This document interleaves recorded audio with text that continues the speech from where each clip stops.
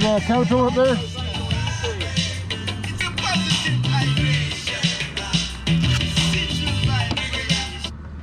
So,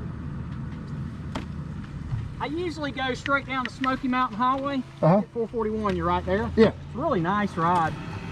I haven't been through Bryson City in a million years. It's kind of slow, some lights. I mean, it probably won't be bad now. No people. But the river does run beside it with all them cars in the bank. Remember all them old junk cars? Let's go that way. All right, that's good. I mean, that way gives some more, maybe some burn off. That Caterpillar, what, a D9?